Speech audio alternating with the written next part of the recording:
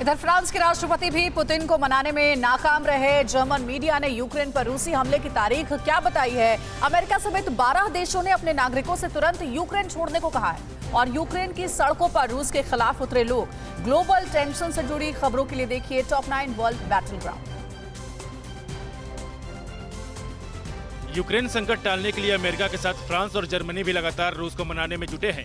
कल भी फ्रांस के राष्ट्रपति मैक्रों को पुतिन ने फोन कर 1 घंटा 40 मिनट तक बात की थी, लेकिन इस दौरान पुतिन ने समझौते को लेकर कोई संकेत नहीं दिए। हालांकि पुतिन ने इस दौरान हमले के दावे को उकसाने वाला अटकलें करार दिया। पिछले दिनों मैक्रो मास्को के दौरे पर भी गए थे। मैक्रो ने जर्मन चांसलर और यूक्रेन के राष्ट्रपति से भी बात की थी। यूक्रेन पर रूसी हमले को टालने के लिए कल रूस और यूक्रेन के साथ फ्रांस और ब्रिटेन की 9 घंटे तक चली बातचीत बिना किसी नतीजे के खत्म हो गई। दुनिया को विश्व युद्ध से बचाने के लिए हॉटलाइन पर इन 4 देशों के प्रतिनिधियों ने बातचीत की, लेकिन रूस अपने कदम पीछे करने को तैयार नहीं है। रूस के deputy chief of staff Dmitry Kozak ने कहा कि कूटनीतिक मीटिंग नाकाम रही। रूस ने अमेरिका पर यूक्रेन को उकसाने का आरोप लगाया है। रूस के विदेश मंत्री सर्गेई लावरोव ने कल अमेरिकी विदेश मंत्री एंटनी ब्लिंकन के साथ फोन पर बातचीत के दौरान ये तल्ख टिप्पणी की।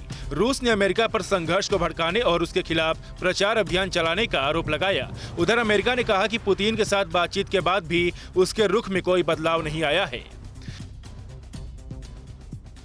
रूसी हमले के खतरे को देखते हुए ब्रिटेन के पीएम बोरिस जॉनसन ने यूक्रेन में मौजूद अपने सैनिकों को वापस बुलाने का फैसला किया है। जंग के हालात के बीच ब्रिटेन सरकार ने यह फैसला अपने सैनिकों की सुरक्षा को लेकर किया है। इस बीच ब्रिटेन ने अपने नागरिकों से साफ साफ कहा है कि वो जितना जल्दी हो सके यूक्रेन छोड़ दें और किसी मिलिट्री रेस्क्यू की उम्मीद न करें। यूक्रेन पर रूस के हमले की आशंका को देखते हुए अमेरिका के साथ नाटो ने पूर्वी कमान पर सैन्य तैयारियां तेज कर दी हैं। नाटो ने पहले ही यूक्रेन के पड़ोसी यूरोप के देशों में अपनी सैन्य तैनाती को पुख्ता किया है। नाटो पहले रूस को चेतावनी दे चुका है कि अगर उसने यूक्रेन पर हमला किया तो उसे जवाबी कार्रवाई के लिए तैयार रहना होगा। यूक्रेन को लेकर रूस नाटो पर पक्षपातपूर्ण रवैया अपनाने का आरोप लगाता रहा है। जर्मन मीडिया ने दावा किया है कि 16 फरवरी को यूक्रेन पर रूस हमला कर सकता है। जर्मन मीडिया ने अमेरिकी खुफिया एजेंसियों को मिली रिपोर्ट के आधार पर यह दावा किया है। इस बीच जर्मनी ने डोन्स्टेक में अपना दूतावास बंद कर दिया है। जर्मनी ने अपने नागरिकों को तुरंत यूक्रेन छोड़ने की सलाह दी है।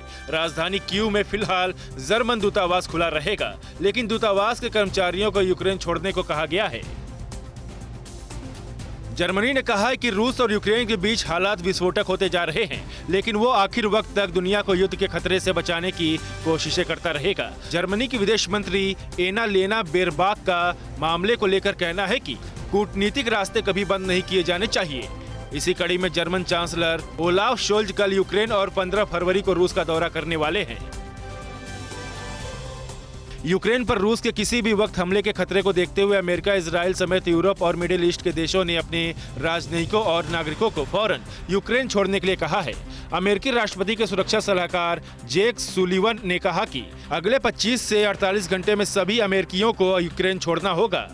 इजराइल ने भी अपने नागरिकों को यूक्रेन तुरंत छोड़ने को कहा है। इराक और जापान ने भी अपने नागरिकों से ऐसे ही अपील की है।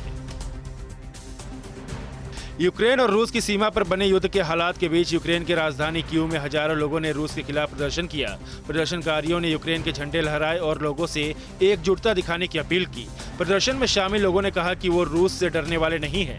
पूरा यूक्रेन युद्ध के लिए तैयार है। अड़ी सोमवार से शुक्रवार शाम 6 बजे सिर्फ TV9 भारतवर्ष पर।